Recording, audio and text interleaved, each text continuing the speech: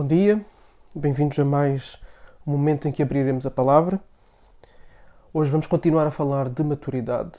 Ontem começámos a falar sobre o assunto e hoje continuaremos a partir do texto de Efésios, capítulo 4, versículo 17.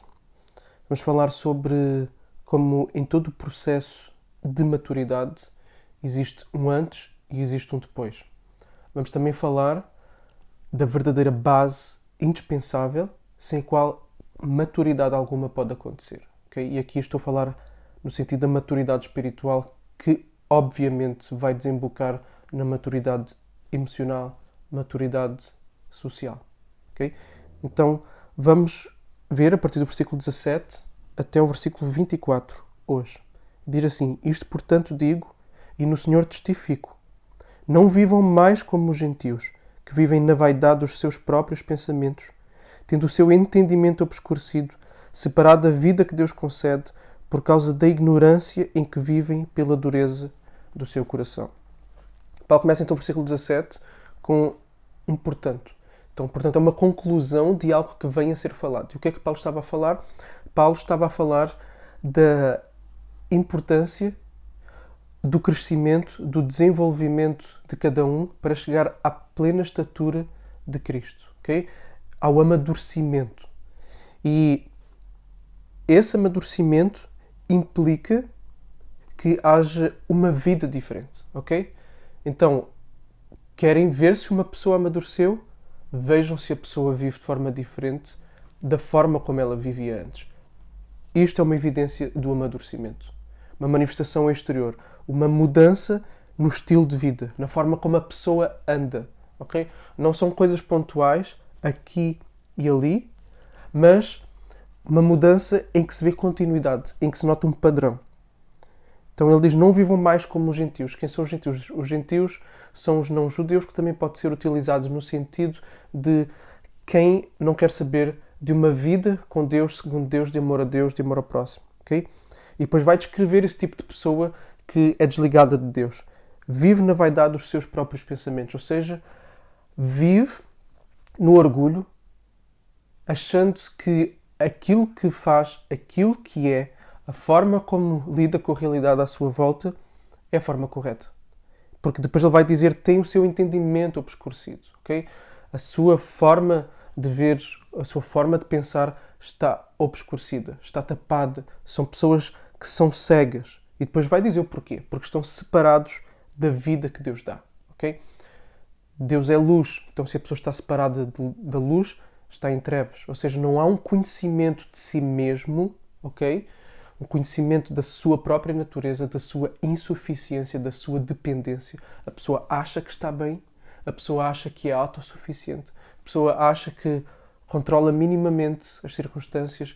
A pessoa acha que não deve nada a Deus. Então a pessoa está iludida quanto a si própria e falta de conhecimento de Deus. Pode haver uma noção de Deus, mas não do Deus único, verdadeiro da Bíblia. Okay? Pode haver uma projeção de si mesmo, de quem Deus é.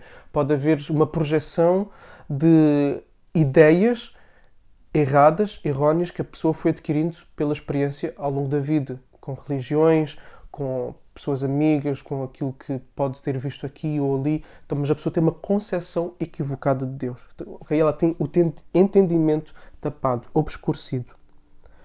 Porquê? Por causa da ignorância em que vivem, pela dureza do coração. Tem um coração duro, insensível. São pessoas que não se abrem às realidades da existência de Deus, que não se abrem à realidade daquilo que Deus pede, de amar o próximo, de amar a Ele mesmo.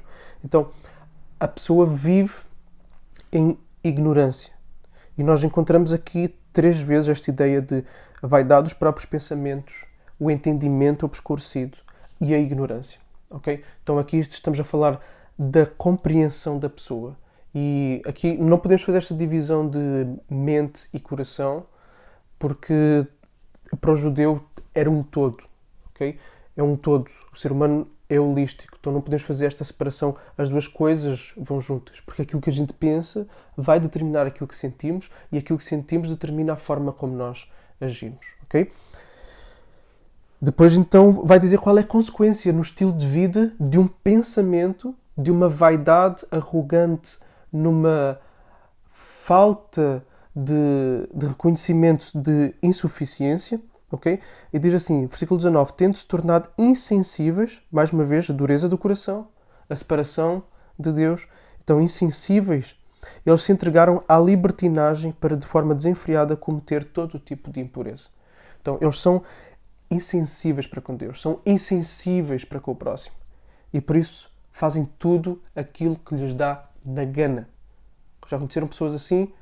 Nós somos assim muitas vezes. Okay? Quando nos tornamos insensíveis a quem está à nossa volta, nós agimos de forma desenfreada, de forma impura. E não pensemos logo em pecados sexuais, não pensemos logo nessas coisas mais grotescas e escandalosas. Mas nós tratamos com impureza o outro quando deixamos de lhe dar respeito, quando deixamos de o ouvir, quando deixamos de amar, ok? Maltratar o outro não é só fazer ações contra o outro, mas é deixar de fazer o bem em favor do outro, ok? E muitas vezes vivemos desenfreadamente esse egoísmo e essa insensibilidade para com aqueles que estão à nossa volta, ok? E isto vem do quê? Vem de uma mentalidade, lá está o tal pensamento obscurecido, que no caso só olha para si mesmo. Agora, o cristão, aquele que é maduro, não age assim. Versículo 20. Mas não foi assim que vocês aprenderam de Cristo. Se é que de facto ouviram falar dele e nele foram instruídos segundo é a verdade em Jesus. Ou seja, se vocês são mesmo cristãos, se vocês de facto ouviram de Jesus, se vocês conhecem Jesus, vocês não são assim. Vocês não são obscurecidos no vosso pensamento, vocês já têm noção de quem vocês são, de quem Deus é, do vosso lugar no mundo, de como devem ser, de como devem agir. E vocês não agem segundo um padrão de vida de libertinagem, de insensibilidade, desenfreada, ok? Vocês não agem mais assim. Vocês mudaram, houve uma mudança. E depois ele vai dizer, quanto à maneira antiga de viver, essa forma que eu mencionei até aqui, quanto à maneira antiga de viver, vocês foram instruídos a deixar de lado a velha natureza. Okay? A velha natureza, aquela forma de pensar centrada em si mesmo, obscurecida. E depois diz que se corrompe segundo desejos enganosos e se deixa renovar no espírito o entendimento de vocês e a se revestir da nova natureza criada segundo Deus em justiça e retidão procedentes da verdade. Ok? Então, eles são instruídos a deixar de lado a velha natureza, que é movida por desejos falsos, enganosos, que é só ilusão, é só fantasia. Então, são movidos a deixar essa velha natureza e são movidos a trazer uma nova forma de ver, uma nova forma de sentir, novos desejos, novas vontades. E isto é aquilo que nós, na teologia, chamamos de regeneração. Okay? A pessoa nasceu de novo. Uma nova pessoa nasceu ali, com novos desejos, novas vontades. Antes, ela era insensível para com Deus, para o próximo. Ela agora ama a Deus e ama o próximo. Ainda que muitas vezes falhe nisso, o desejo profundo dela é caminhar nessa direção. E quando ela não o faz, ela sente-se mal. E isto é um outro aspecto do novo nascimento. Ela sente-se mal, sente nojo, repulsa pelo pecado. Tu tens que sentir repulsa pelo pecado se tu afirmas que tens caminhado com Jesus, se tu afirmas que és cristão e tens que ter este desejo de andar segundo esta nova ADN que foi colocado dentro de ti. Okay? Essa nova natureza é chamada a te revestir dessa nova natureza criada segundo Deus. Não segundo a dureza do coração e a ignorância, mas segundo Deus. Como? Em justiça e em retidão. E esta é a manifestação dessa vida. Vê que aqui falamos sempre do interior. No início falámos do entendimento obscurecido, da ignorância, que se manifesta numa vida de libertinagem e de insensibilidade. Okay? Agora estamos a falar de uma nova natureza, onde há um novo entendimento, segundo Deus, que se manifesta em justiça e retidão. O que é justiça? É cada coisa no seu lugar.